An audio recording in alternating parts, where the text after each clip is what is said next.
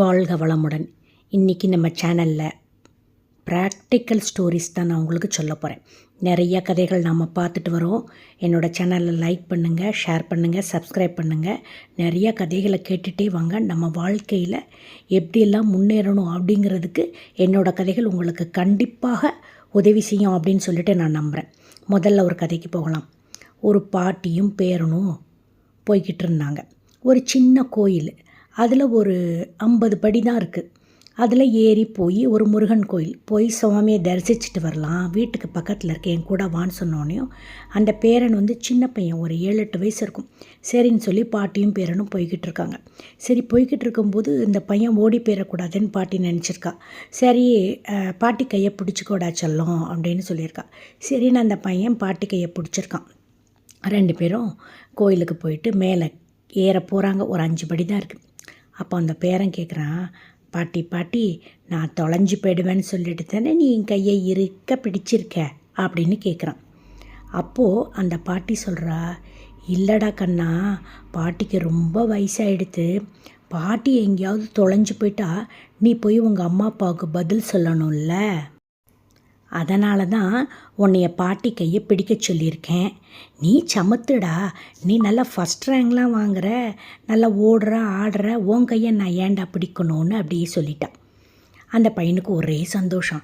ஆஹா, நமக்கு பாட்டி ஒரு பொறுப்பு கொடுத்துருக்காங்க, பாட்டியை பத்திரமா கொண்டு போய் வீட்டில் சேர்த்தணும்னு சொல்லிட்டு நல்லா சாமியெல்லாம் கும்பிட்டுட்டு வீட்டில் போய் சேர்த்துட்டு அவங்க அப்பா கிட்ட சொன்னால், அப்பா பாட்டியை இன்றைக்கி நான் எவ்வளோ பொறுப்பை பார்த்துக்கிட்டேன்னு தெரியுமா, நான் தான்ப்பா பாட்டியை கோயிலுக்கு கூட்டிகிட்டு வந்தேன் அப்படின்னா. வெரி குட், சூப்பர்டா கண்ணா அப்படின்னு சொன்னார் அவங்க அப்பா. இந்த கதையிலேருந்து நமக்கு என்ன தெரியுதுன்னா, ரெஸ்பான்சிபிலிட்டி, குழந்தைகளுக்கு ரெஸ்பான்சிபிலிட்டியை கொடுங்க. அப்படி கொடுக்காம சில அப்பாமார்கள் பெரிய பிஸ்னஸ்மேனாக இருப்பாங்க. நான் லேட்டஸ்ட்டாக ஒரு ஆர்டிக்கல் படித்தேன். அப்படி பெரிய பிஸ்னஸ்மேனாக இருக்கவங்களோட குழந்தைகள் ஃப்ளரிஷ் ஆகிறது இல்லை. ஏன்னா அவங்க என்ன பண்ணுவாங்கன்னா, நம்ம பையன் தோற்று போயிடுவானோன்னு எல்லா வேலையும் அவங்களே செஞ்சுருவாங்க. இந்த பசங்களுக்கு ரெஸ்பான்சிபிலிட்டி கொடுக்காததுனால இந்த பசங்களுக்கு ஒரு இன்ஃபீரியாரிட்டி காம்ப்ளெக்ஸ் ஆட்டோமேட்டிக்காக பிஸ்னஸ் டல்லாகிடுது. அந்த மாதிரியான ஒரு நிலைமை வந்துடுது. அப்படி இல்லாது சின்ன குழந்தைகளிலிருந்து நம்ம ரெஸ்பான்சிபிலிட்டி கொடுக்கணும். கொஞ்சம் தூரம் நடக்க விடணும். கீழே விழுந்தால் விழறான், திரும்ப எழுந்திரிச்சு நடக்கட்டுமே. அதேமாரி தொழில் சொல்லி கொடுக்கணும், ஆனால் தனியாக பண்ணுன்னு சொல்லிடணும். அதில் சின்னதாக லாஸ் வருதா, தோந்து போகிறானா, கற்றுப்பான், அனுபவம். அடுத்து நம்ம என்ன பிறக்கும்போதே தொழில் நமக்கு அப்படியே தெரிஞ்சிருச்சா, நம்ம அம்மா அப்பாலாம் ஒரு டீச்சராக அந்த மாதிரி இருந்தாங்க, ஒரு வேலை பார்த்துட்டு இருந்தாங்க, நம்ம இறங்கி தானே பிஸ்னஸ் ஆரம்பிக்கிறோம். அதே போல தான் பசங்களை முன்னேறுவதற்கு நீங்கள் ஊன்றுகோலாக இருங்க. நீங்களே எல்லாத்தையும் செஞ்சுட்டு அவங்கள இன்ஃபீரியராக ஃபீல் பண்ண வச்சிடாதீங்க. இந்த குட்டி பையனுக்கு பொறுப்பு கொடுத்த மாதிரி பொறுப்பை கொடுத்து சின்னதாக ஒரு என்கரேஜ்மெண்ட் கொடுங்க, சின்னதாக ஒரு தட்டி கொடுங்க. பசங்க சூப்பராக வருவாங்க பாருங்களேன். அடுத்து ஒரு அருமையான கதை ஒன்று நாம் பார்க்க போகிறோம். ஒரு பஸ் ஸ்டாண்ட், அங்கே நிறைய கூட்டம் இருந்தது. கூட்டம் இருந்தோடனே கண்டக்டர் சொன்னார், கோவில்பட்டி அப்படின்னாரு. அதுக்கப்புறம் பார்த்தானாக்கா அங்கே ஒரு பொண்ணு கோவில்பட்டிக்கு போகணும். அவள் பேர் இனியா. எனக்கு ஒரு டிக்கெட் கொடுங்க அப்படின்னு சொன்னான். சரின்னு சொல்லிட்டு கண்டக்டர் அவளுக்கு ஒரு டிக்கெட் கொடுத்தார். பார்த்தா மேலே ஏறுறா. அவளோட சீட்டு 3ஆம் நம்பர் சீட்டு கொடுத்துருக்காரு. அங்கே போய் பேக்கெல்லாம் வைக்கிறா.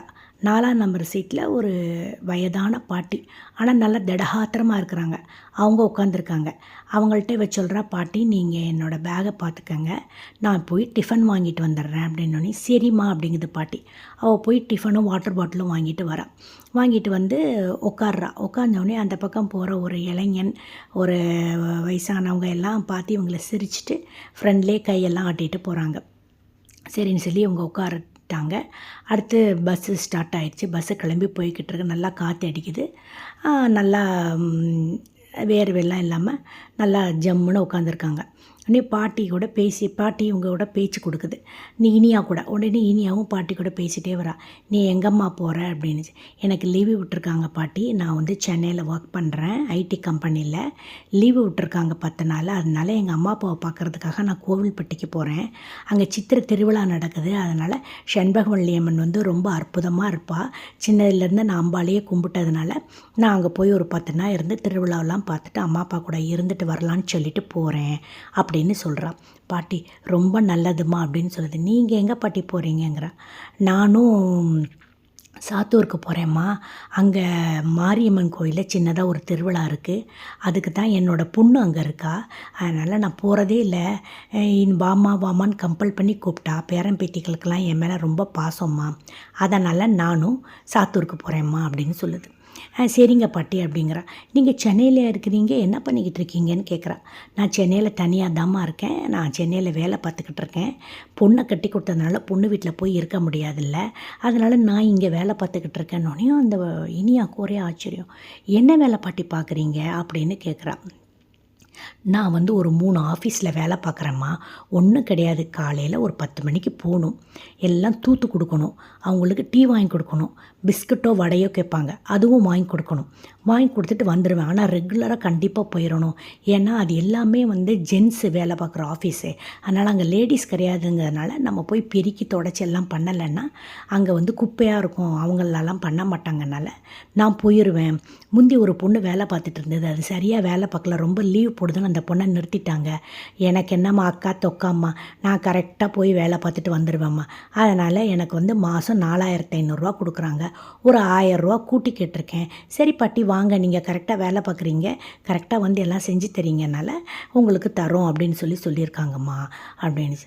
அப்படியா பாட்டி, வேறு என்ன செய்கிறீங்கன்னு.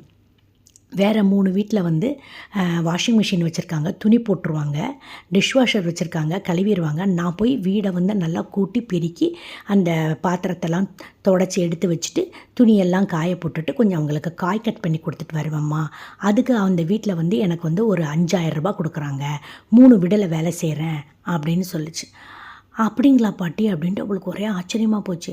இப்போ பார்த்தேன்னா எல்லா பசங்களும் எனக்கு வேலை கிடைக்கல, அங்கே செய்யலை இங்கே செய்யலை, எனக்கு ஒரு பிளேஸ்மெண்ட் கிடைக்க மாட்டேங்கிறாங்க. இந்த படிக்காத பாட்டி ஒரு 3ஆம் கிளாஸ் தான் படிச்சிருக்கு, எப்படி வந்து 3 வீட்டில் வேலை செஞ்சு 15000 ரூபா, 4500 4500 9000 ரூபா எவ்வளோ சம்பாதிக்குது இந்த பாட்டி அப்படின்னு சொல்லி இனியா நினச்சிட்டு ஆச்சரியப்பட்டுட்டு, பாட்டி அப்போ உங்களுக்கு வந்து எங்கே இருக்கிறீங்கன்னு கேட்குறா. ஒரு 4000 ரூபாய்க்கு ஒரு வீட்டில் இருக்கிறேம்மா, மாடி தான், அங்கே நாங்கள் 3 குடித்தனக்காரங்க இருக்கிறோம் அப்படின்னோடனே. வெள்ளம்லாம் வந்ததே அப்போல்லாம் உங்கள் வீட்டுக்கு வந்த. இல்லைம்மா, நாங்கள் ஃபஸ்ட் ஃப்ளோரில் இருக்கிறதுனால வெள்ளம்லாம் வரல, ஆனால் பாட்டி ரொம்ப சமத்துமா, நான் தெரியுமா, நான் முதல்லையே எல்லாம் வாங்கி வச்சுட்டேன், கஷ்டப்பட்டவங்க எல்லாம் பருப்பு அரிசி ஜாமான் எல்லாம் ஏன்ட்ட இருந்து தாம்மா வாங்கிட்டு போனாங்க, இதில் வேறு நான் 10 பேருக்கு டெய்லி சமைச்சு வேற கொடுத்தேன் அப்படின்னோடனையும் அவளுக்கு அவ்வளோ ஆச்சரியம். சரின்னு சாப்பாடு நேரம் வந்து பாட்டி திறக்குது, பார்த்தா ஒரு மிளகாய் சட்னியும் பொடி, இட்லி பொடி, நல்லா வெள்ளைப்பூடு போட்டு இட்லி பொடியும் வச்சுருக்கு, வாசம் ஜம்முன்னு இருக்குது. ஒரு 5 தோசை வச்சுருந்தது. ஏம்மா நீ வேணால் ஒரு தோசை சாப்பிடுமா, எனக்கு கொஞ்சம் அதிகமாக தான் இருக்குது அப்படின்னோடனே சரி நீ ஒவ்வொரு தோசையை வாங்கி சாப்பிட்றான். சாப்பிட்டா அவ்வளோ டேஸ்ட்டாக இருக்குது, பாட்டி கைமணம் சூப்பராக இருக்கே அப்படின்னு நினைக்கிறா. அப்போ தான் மனசில் நினைக்கிறா, இப்போ உள்ள நிறைய பசங்க பொண்ணுங்க எல்லாம் வேலை கிடைக்கலன்னு சொல்லிட்டு சும்மாவே வீட்டில் உட்காந்து அம்மா அப்பா காசில் சாப்பிட்டுட்ருக்கு. ஆனால் இந்த வயதான பாட்டி எப்படி வந்து உழைச்சி சாப்பிட்றாங்கன்னு சொல்லிட்டு ஆச்சரியப்பட்டு போகிறான்.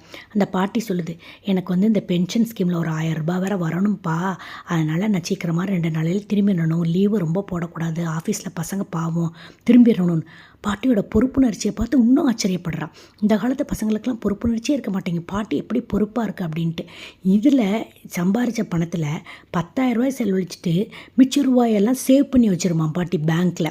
ஏன்னா பொண்ணுலாம் பேட்டியெல்லாம் இருக்குல்ல, அதெல்லாம் பெருசாக அதுகளுக்கெல்லாம் ஏதாவது செஞ்சு கொடுக்கணும்னு சொல்லிட்டு கையெழுத்தெல்லாம் எப்படி போடணும்னு பக்கத்து வீட்டில் ஒரு டீச்சர் இருக்காங்களாம், அவங்கள்ட்ட கேட்டு பேங்க்கில் அக்கௌண்ட் ஓப்பன் பண்ணி மிச்சத்தெல்லாம் பேங்க்கில் போட்டுட்டு வருதான். இந்த பொண்ணுக்கு ஆச்சரியமான ஆச்சரியம், ரொம்ப சந்தோஷமாகவும் இருந்தது. இந்த மாதிரி வயசில் உழைக்கிற பாட்டியை பார்த்து 2 பேரும் ஜாலியாக பேசிக்கிட்டே போனாங்க ஊருக்கு. நான் என்ன சொல்கிறேன்னா, வயது இது ஒரு கணக்கல்ல, அது மாதிரி சின்ன வயசில் இருக்கிறவங்க நீங்கள் எத்தனையோ உங்களுக்கு வாய்ப்புகளில் நீங்களே தேடிட்டு சொந்தமாக தொழில் பண்ணி முன்னேறலாம். அடுத்தவன்கிட்ட போய் வேலை கிடைக்கலன்னு வேலை பார்த்து தான் சம்பாதிக்கணும் அப்படிங்கிற அவசியம் இல்லை. எத்தனையோ உங்களுக்கு ஆன்லைன் வந்துருச்சு. ஏதாவது ஒன்று விற்று எப்படியாவது பண்ணி கூட நீங்கள் நல்லா முன்னேறலாம். அதனால் வாழ்க்கையில் எனக்கு வேலை கிடைக்கல, எனக்கு வாழ்க்கையே போச்சுன்னெலாம் சொல்லாமல் இந்த பாட்டியை மாதிரி நல்லா முன்னேறதுக்குரிய வழியை பாருங்கள். பாட்டி அதுக்கு தெரிஞ்ச தொழிலை பண்ணிச்சு. அதுக்காக உங்களை போய் 10 பாத்திரம் தேய்ங்கன்னு சொல்லலை.